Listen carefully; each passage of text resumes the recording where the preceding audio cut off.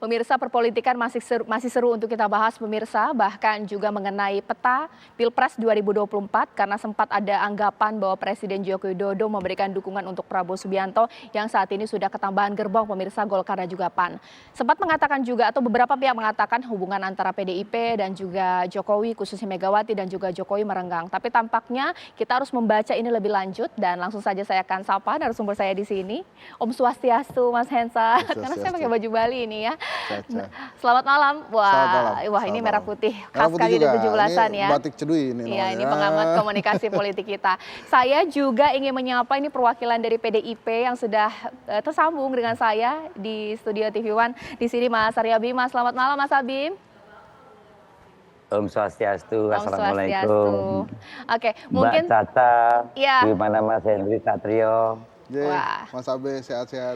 Ya Mas Abi, boleh dong dijawab, pasti kita akan menarik ini dengan deklarasi Golkar dan juga PAN. Katanya dapat restu dari Jokowi, itu pernyataan dari Prabowo. Ini yang kemudian sempat memanas. Banyak publik berpikir bahwa Megawati nggak hadir dalam perayaan kemarin dan juga hari ini. Tapi ternyata hadir, berarti hubungan tersebut memang tidak pernah merenggak atau bagaimana ini Mas? Hubungan Ibu Megawati dan Pak Jokowi yang setiap kali dipersepsikan oleh publik, yang sering terlihat di dalam pembicaraan-pembicaraan di media sosial, itu memang saya melihat terlalu didramatisasi atau dibesar-besarkan ya.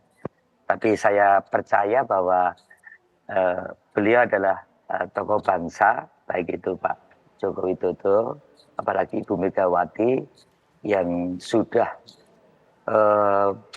banyak makan garam dengan berbagai peristiwa dinamika politik nasional maupun internasional. Saya melihat perbedaan pendapat pasti itu terjadi di dalam mensikapi kondisi-kondisi di setiap ada berbagai hal yang mungkin data, fakta yang kadang view-nya berbeda. Tapi kedua beliau ini tidak pernah beda pandangan. Justru pandangan dasar dan tujuan daripada bernegara antara sosok Ibu Megawati adalah negarawan dan Pak Jokowi yang memang berproses dari dinamika politik ideologi internal partai, paham betul bagaimana menempatkan berbagai dinamika itu menjadi sesuatu yang justru menyatukan berbagai perbedaan-perbedaan yang ada. Fondasi ideologi di PDI Perjuangan yang terus ditradisikan oleh partai dengan Ketua Umum Megawati Soekarno Putri telah melahirkan banyak tokoh termasuk Pak Joko Widodo, yang mana Pak Joko Widodo ini juga paham betul apa atraksi imajinasi seorang tokoh besar seperti Ibu Megawati Soekarno Putri. Nah inilah yang menurut saya Pak Jokowi telah menyampaikan bahwa antara ibu dan anak itu kadang beda pendapat. Tetapi saya percaya kedua beliau tidak pernah ada beda pandangan, apalagi menyangkut persoalan politik yang terkait dengan kondisi bangsa saat ini maupun untuk ke depan. Ini yang saya yakini glorifikasi berbagai informasi maupun berita di mainstream atau di media sosial, ya itu sah-sah saja, dan itu juga kalau itu sebagai satu pasukan yang bagus tentu akan menjadi hal yang mencerdaskan. Tetapi kalau itu dimanfaatkan sekedar untuk saling menumpangi, apalagi menegasikan antara satu tokoh dengan tokoh yang lain, terutama antara seorang sosok Ibu Mega dan Pak Jokowi, pasti akan keliru. Di lab terakhir atau di situasi yang memang kedua beliau akan bertemu dan memformulasikan kondisi bangsa ke depan ini secara baik dan tidak akan pernah keduanya itu berseberangan apalagi berpisah, karena memang dasar dan tujuan di dalam menempatkan sosok seorang Ibu Mega dan seorang sosok Pak Jokowi yang tahu betul bagaimana proses berpolitik sejak jadi wali kota, gubernur dan presiden, melihat apa yang dikehendaki diinginkan oleh Ibu Megawati, bahwa di dalam proses mewujudkannya memang Pak Jokowi sendiri pernah waktu di depan Ibu Mega, ya kadang saya ini nakal-nakal dikit, tapi pada saat itu terjadi pertemuan, Baik. akhirnya fondasi kebersamaan itu sangat kuat karena persoalan Pancasila, persoalan NKRI, Baik. persoalan kebinekaan ini menjadi sesuatu yang lebih dikedepankan. Saya kira itu. Oke, ditahan dulu Mas Abe. Mungkin sekarang saya ke Bang Hensat. Saya jadi bertanya-tanya, kalaulah Mas Abe mengatakan bahwa tidak pernah ada perbedaan pandangan antara Jokowi dan juga Megawati. Jadi momen pujian antara Jokowi dengan Pak Prabowo ini apa? Kita salah persepsi atau salah mengartikan atau seperti apa? Gini, saya bicara akademis sedikit ya. Yes. Karena ini ada kaitannya dengan hasil penelitian disertasi saya. Saya doktor pertama di Indonesia yang meneliti tentang momentum politik kaitannya dengan karir politik seseorang. Mungkin saya juga yang pertama di dunia mendefinisikan apa itu momentum politik.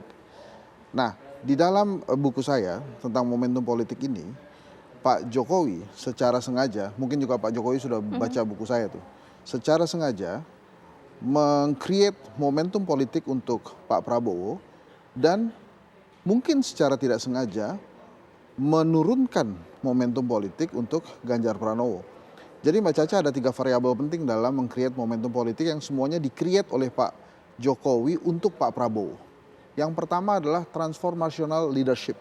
Ini sama sekali tidak dimiliki oleh Pak Prabowo di 2014-2019. Dia charismatic leadership. Nah, satu-satunya calon presiden yang punya transformational leadership dari 2014 ke 2019 cuma Pak Jokowi.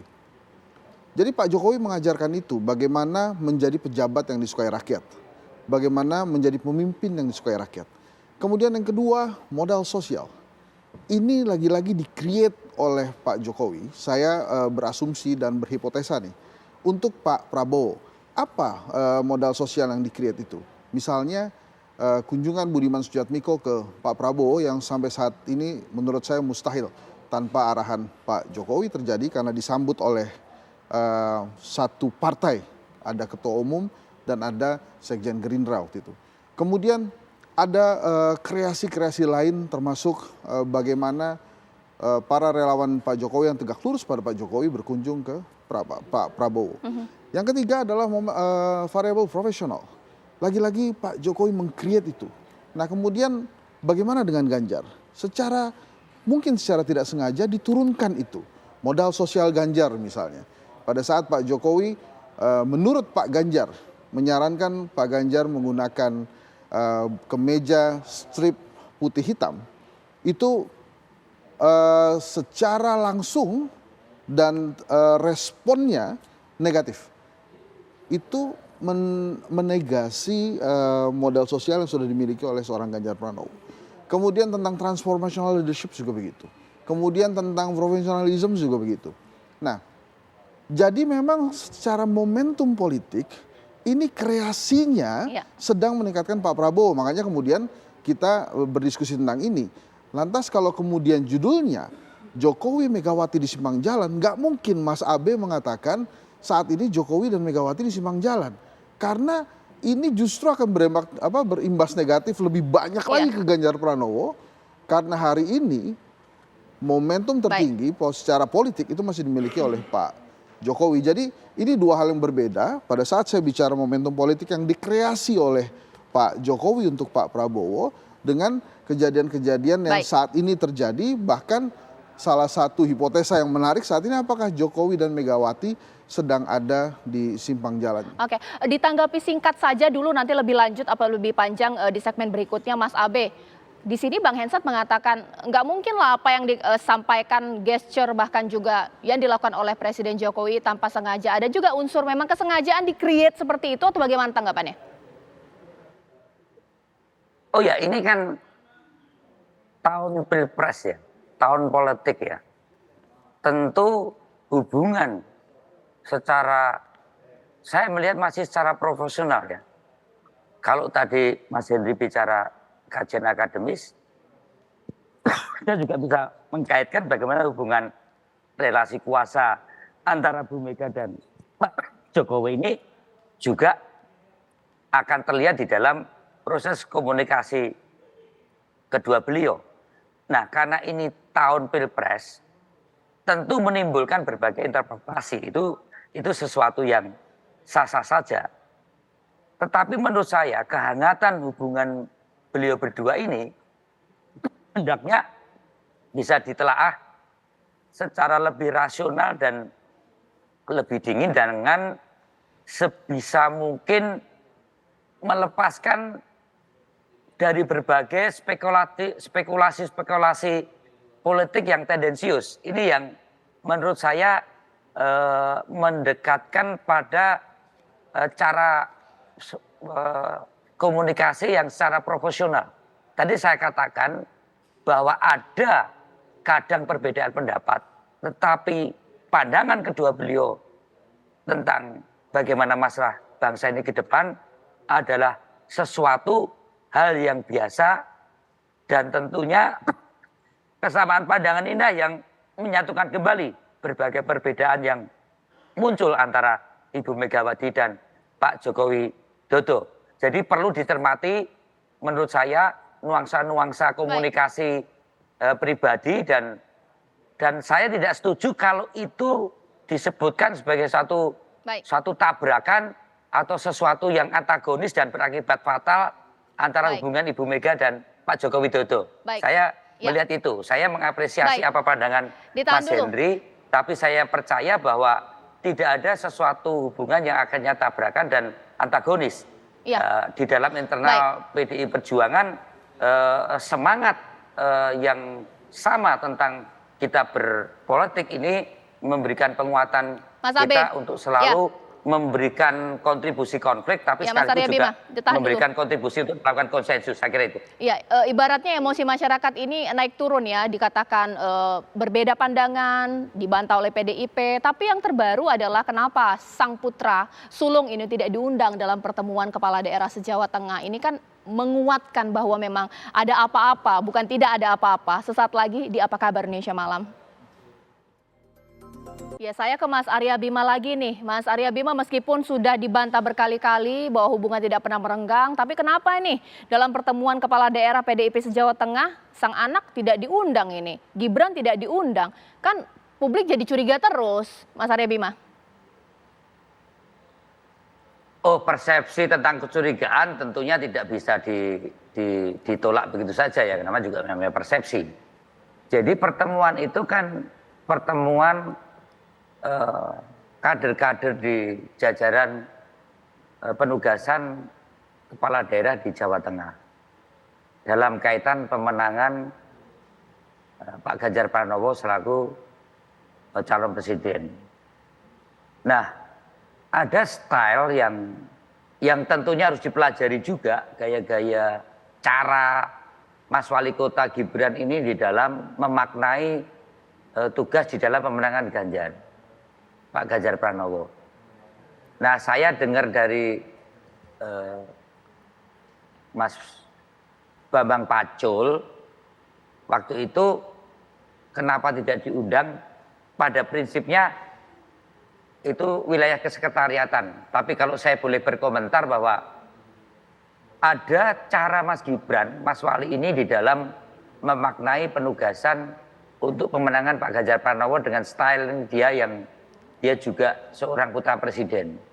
Nah, cara mengkonsolidasikan pemenangan dengan struktural partai yang tentunya setiap jajaran baik yang di struktural partai, yang di legislatif dan yang dapat penugasan di jajaran eksekutif ini terorkestrasi di dalam satu dirigen yang sama. Nah, Mas Wali Kota Gibran ini mungkin juga role model dari kalangan anak muda Gen Z milenial itu mempunyai cara tersendiri. Maka kemungkinan disitulah proses konsolidasi ini tidak melibatkan Mas Gibran. Tentunya tetap memahami cara-cara Mas Gibran. Dan menurut saya Mas Pacul pun juga mengatakan oh Gibran duwe cara dhewe. Kita nggak usah ragu dalam Oke, cara dia memenangkan Ganjar Pranowo dengan style dia. baik. Yang tentunya itu juga perlu sosialisasi kembali cara role model Mas Wali. Baik, baik, Tapi baik. maksudnya setiap pembekalan di tingkat pusat, Mas Wali Kota selalu diundang. Baik, ya. Saya kira itu. Ya, berat kata-kata atau mungkin bahasa diksi yang dipakai oleh Mas Arya Bima. Atau mungkin sederhananya Ganjar nggak masuk tim pemenangan, Gibran tidak masuk tim pemenangan Ganjar atau bagaimana ini? Enggak kan waktu itu sudah dikatakan Gibran akan masuk ya dalam tim pemenangan Ganjar. Tapi memang kondisinya agak pelik saat ini. Saya akan coba runutkan ya. Pak Jokowi pertama mengatakan dia akan cawe-cawe demi kepentingan bangsa dan negara. Kemudian yang paling baru dari beberapa sequence momentum politik yang tadi saya jelaskan, yang ada Mas Budiman, kemudian ada Mas Budi Ari diangkat jadi menteri dan lain-lain. Yang paling baru adalah partai politik yang mengaku tegak lurus dengan Pak Jokowi semuanya bergabung dengan Pak Prabowo. Nah kemudian di pidato kenegaraan Pak Jokowi mengatakan dia tidak ada urusannya dengan hal itu. Nah ini kan dua hal kontradiktif yang berbeda antara pengakuan mau cawe-cawe dan ternyata rakyat sudah mengakui bahwa Pak Jokowi cawe-cawe atau minimal banyak opini yang berkembang bahwa inilah hasil cawe-cawenya Pak Jokowi, partai politik pemerintahan sisanya selain Nasdem dan PDI Perjuangan dan P3 bergabung dengan Pak Prabowo. Pak Jokowi membantah itu. Nah kemudian di berbagai hal kita bisa melihat bahwa ada lagi opini yang berkembang bahwa sebelumnya Ganjar Pranowo adalah anak emasnya Pak Jokowi, kemudian si anak emas ini kembali ke pangkuan ibunda, kembali ke pangkuan Ibu Megawati Soekarno Putri dengan kejadian 21 April 2023 yang membuat si ayah emas yang tadinya ini akhirnya menggeser pandangan politiknya ke teman yang lain. Nah kemudian satu lagi Mbak Caca yang saya ingin coba gali dari sequence itu adalah after jadi presiden. Nah Pak Jokowi sebetulnya adalah sebuah contoh perfect bagi sosok presiden dan mantan presiden nantinya. Jadi artinya dia datang dari sosok yang sederhana, bukan elit parpol, kemudian menjadi presiden, dan setelah selesai menjadi presiden dia bisa kembali menjadi rakyat biasa, menjadi pengusaha kayu dan lain-lain gitu. Tapi ternyata kita semakin hari semakin melihat bahwa ada kekhawatiran tentang posisi politik Pak Jokowi setelah dia usai atau selesai menjabat sebagai Presiden Republik Indonesia. Itulah kenapa muncul ada 3 periode, kemudian ada perpanjangan masa jabatan presiden dan lain-lain. Nah, berkembang di opini publik di masyarakat bahwa Gerindra dan Golkar sudah menyediakan kunci rumah bagi Pak Jokowi setelah usai menjabat sebagai presiden. Yang kunci rumah itu mungkin tidak secanggih Golkar dan Gerindra bila dia kembali ke rumah aslinya PDI Perjuangan. Karena PDI Perjuangan tidak pernah mengatakan, ada kader yang mengatakan saya tegak lurus kepada Pak Jokowi, semuanya tegak lurus kepada Ibu Mega. Sementara Pak Prabowo dan Erlangga sangat mungkin mengatakan itu bahwa saya dan kader Golkar atau saya dan kader Gerindra akan tegak lurus kepada Pak Jokowi. Jadi kalau kemudian Mas Abe membantah saat ini, itu benar harus dibantah saat ini. Kenapa? Karena tidak ada untungnya buat PDI Perjuangan untuk mengakui bahwa saat ini Megawati dan Pak Jokowi ada di simpang jalan. Kenapa hal itu? Karena PDI Perjuangan tentu saja masih mengharapkan elektabilitas 4% yang disumbang oleh Pak Jokowi pada pemilu 2014 lalu untuk tetap bertahan di atau sebagai pemilih PDI Perjuangan nanti di 2024. Mas Abe, kalau sampai ada selentingan, pasti Mas Abe juga dengar bahwa ada tawaran untuk masuk Gerindra. Ini kan sesuatu yang besar karena publik bertanya, apa jangan-jangan suara Pak Jokowi di PDIP secara kepartaian tidak terlalu didengar karena memang ada sosok ibu yang nomor 1 di sana. Seperti apa? Saya tidak melihat ya Pak Jokowi itu tertarik untuk menjadi orang partai yang dominan begitu ya. Saya tetap melihat hanya cara pandang saja yang saat ini terlihat berbeda. Tapi saya yakin bahwa dari kandang bantenglah Pak Jokowi berasal, dan dengan semangat bantenglah ya, semangat banteng dari bupati, wali kota, gubernur yang kita berdarah-darah bersama-sama, itulah Pak Jokowi berjuang. Nah, tentunya dalam kaitan ini keratan dengan Banteng atau dengan PDI Perjuangan ini pula lah Pak Jokowi juga bisa beda pendapat ya dengan Ibu Ketua Umum, tapi berulang kali saya katakan bahwa tidak pernah beda pandangan, dan di kandang Banteng lah Pak Jokowi juga minum kopi bareng, bahwa kadang kopi itu terasa pahit atau manis, saya kira itulah proses hidup dan perjuangan di dalam kita berpartai, dan selalu harus berakhir juga di dalam kebersamaan untuk minum kopi. Saya tidak terlalu yakin Pak Jokowi juga tertarik untuk masuk atau Dewan Pembina. Nggak usah terlalu ditawar-tawarkan. Di sini Pak Jokowi itu pernah menjadi wali kota, gubernur, presiden, menjadi sesuatu yang sudah nyata. Kalau itu kan baru keinginan, kehendak, cita-cita yang tidak bisa dievaluasi benar atau tidaknya posisi-posisi semacam itu. Saya tidak melihat ada keinginan, ada karakter Pak Jokowi untuk keluar kandang Banteng, saya kira itu. Ya, boleh tanggapi? Itu inti dari pembicaraan kita hari ini. Mas Abe menegaskan bahwa Pak Jokowi tidak akan melakukan hal-hal yang menurut kita tidak baik kepada Megawati Soekarno Putri, karena dia sudah dibantu, ditolong 7 kali oleh Ibu Mega. Jadi nggak mungkin lah kurang lebihnya quote and quote ya berkhianat kepada Ibu Mega, dan itu menurut saya jadi karena balas jasa begitu. Inti dari ini. Jadi maksud saya gini loh, Cak. Semuanya ini kan gelunya Soekarnois ya. Nah, kalau kemudian Mas Abe tadi percayalah bahwa Pak Jokowi adalah Soekarnois, maka dia tidak akan meninggalkan Ibu Mega. Jadi itu sebetulnya harapan dan titik poin pesannya. Saya nggak tahu itu disampaikan untuk Pak Jokowi atau untuk kita berdua atau untuk pemirsa, tapi itu adalah intinya. Tidak mungkin Pak Jokowi mengkhianati Ibu Mega, kurang lebihnya begitulah. Itu sebenarnya sebuah kalimat yang luar biasa. Mudah-mudahan juga memang ditujukan untuk pemirsa, bukan untuk Pak Jokowi. Iya, terima kasih Bang Hensa, terima kasih Mas Arya Bima. Kita tunggu nanti bagaimana peristiwa-peristiwa yang terjadi selanjutnya. Yang sangat cerdas hari ini.